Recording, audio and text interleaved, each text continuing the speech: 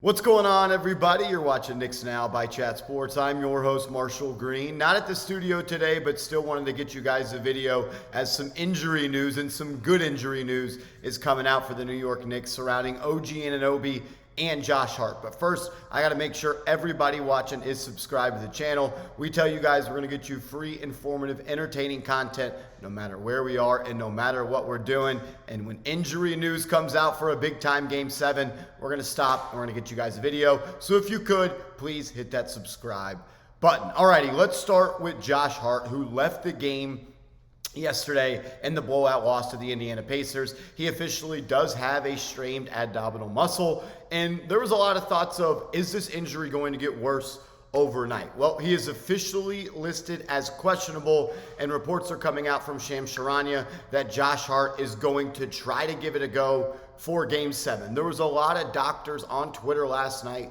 talking about this Josh Hart injury, and they were saying this was a 2 to 3 week injury, and there was probably no way Hart could play in Game 7, and if he does, he is only going to further and make the injury worse going into a potential Eastern Conference Finals against the Boston Celtics. But we know what type of person Josh Hart is. We know what type of competitor Josh Hart is. There is no way that, unless he cannot play, like he cannot play at all, Hart is going to give it a go in Game 7. And that's what Jalen Brunson said after the Game 6 loss last night. Jalen was asked, do you think Josh will play? And he says, I haven't talked to him, but I'm pretty sure he's going to play. It's Game 7. And then Miles McBride in the locker room after the loss also said it seems to look like Josh Hart is feeling a little bit better. Maybe that was just some coach speak from Deuce McBride, but there at least seems to be some optimism around Josh Hart and his ability to play. My thoughts on that are, is he going to be able to be 100%? Most likely not, right? And with an injury like that, if you've ever had an abdominal injury, it hurts everything you do. You breathe, you cough, you sneeze, you reach. And imagine Josh Hart trying to dive in for offensive rebound and loose ball and trying to run on the fast break.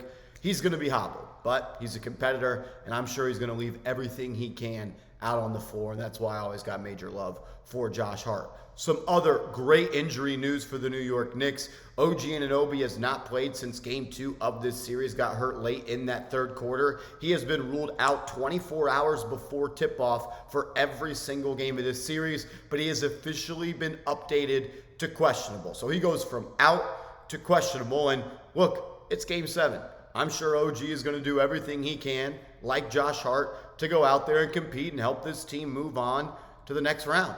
Adrian Wojnarowski says that OG Anunoby is likely to go through shoot-around ahead of Game 7 versus Indiana on Sunday to determine whether it'll be possible for him to return to the lineup. He's been out since Game 2. Seeing if Woj says anything else on that. Look, even if Anunoby is able to play, there's no way he's going to be at 100%. A strained hamstring can take 2 to 3 weeks, like that strained abdominal muscle that Josh Hart has. It's been a little bit over a week now since Game 2, so it's been 8 days. It would be quite the turnaround for Anunoby to get out there. But I'll tell you this much. If you're at MSG or you're watching or whatever it may be, the Garden crowd is going to erupt if they hear OG Anunoby and Josh Hart are in the starting lineup for Sunday's game 7 against the Indiana Pacers. And sometimes you just need that. There's been a lot of talk and a lot of speculation of, do the Knicks have enough left in the tank? Has Tom Thibodeau burned out his players? Whatever side of that argument you stand on, I think we can all agree, the New York Knicks feed off the Garden crowd. They've won 3 games of 3 at home this series. A home team hasn't lost this series. And the energy that the Garden crowd gives the Knicks is really their superpower. They are 7-0 in the playoffs this year when they win the rebounding battle. They are 0-4 when they do not. And they need to try to repeat that formula, repeat that game plan and attack and effort and relentlessness and toughness that they showed in Game 5, where they absolutely dominated the Indiana Pacers on the glass.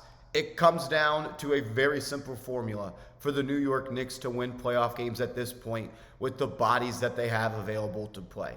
You need to outwork, you need to out-hustle, and you need to win the 50-50 balls. You have to win the rebounding battle, and then you need to keep it close enough for Jalen Brunson to go crazy in the fourth quarter. Brunson has to be great.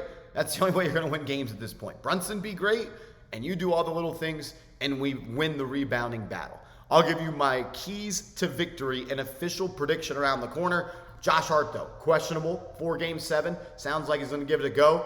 And then OG Anunoby. He's going to try to give it a go in pregame. And if he can play, I assume he will. Don't expect him to be 100%. Don't expect him to play 100% of the minutes he usually does. But I do expect for him to be on the floor to provide an impact and some value for this lineup. He's just too good of a player. And I think that will come to light, and OG is going to help this team potentially win a ball game. My prediction around the corner, but I want to hear from all of you in the comments section.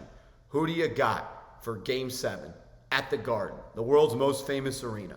Are you rolling with the Knicks? Type NYK. If you think the Indiana Pacers are going to win this series, type IND in the chat.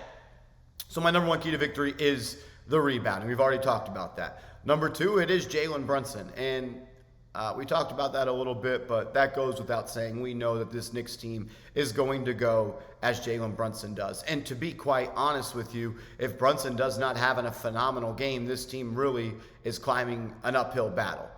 But I feel a Game 7 Jalen Brunson masterclass in the works. I think we're going to look back on this performance for the rest of our lives and be like, do you remember what Jalen Brunson did in Game 7 at the Garden against the Indiana Pacers? That's a type of performance I'm expecting from him. Doesn't need to be 40 points, doesn't need to be 50 points, but lead this team. Be the guy that they look at in the huddle and they say, all right, we got him. We believe in him. We're going to go to work. Jalen Brunson is going to lead this team to victory on Sunday. That's what I'm rolling with. Another major key for me is Isaiah Hartenstein. He brought the unbelievable effort in Game 5. Knicks win. Game 6, nobody really brought the necessary effort that was there. He needs to set the tone. He needs to be relentless on the offensive glass. Shots up, he needs to be the one crashing the glass. When you feel your big man cleaning up the glass and owning the game and setting the physicality like he does so often, you just get in where you fit in. And that's where the Knicks need Hartenstein to be. They need him to set the tone. And he needs to win that battle versus Miles Turner. He needs to win that battle when Isaiah Jackson comes in. So Isaiah Hartenstein needs to set the tone there. And then Donte DiVincenzo and Deuce McBride. Josh Hart, probably not going to be 100%. OG Anunoby, still questionable. Not saying he's going to play, he's questionable. So yeah, there's that. But for Donte DiVincenzo and Deuce McBride, they need to hit open shots. They need to be those connector pieces. They need to be the guys flying up and down in transition, getting back on defense, initiating defense, stopping dribble drive penetration, stop getting run off the three-point line. Deuce McBride has been excellent the last 2 games. Donte DiVincenzo was excellent in Game 5. Shot wasn't falling, but that was a textbook game of how you affect a game when your shot's not falling. But he needs to put it all together. We need the best 48 minutes we've seen of Donte DiVincenzo so far in a New York Knicks uniform.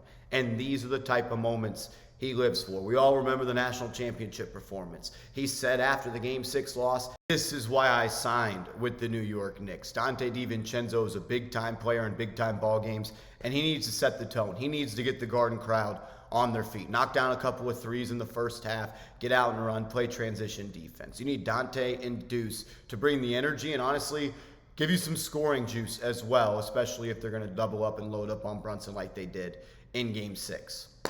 And then you know what? It's Game 7. Comes down to heart. Comes down to grit, all grind, all the time. If the New York Knicks are going to win this game, they got to beat the Pacers to the 50-50 balls. They got to be the team on the ground diving for loose balls. They got to own the glass. They got to do the little things. Take care of the basketball. Make your free throws. So often in these big-time games, we talk about they do this, and this. You win. Just do what got you there.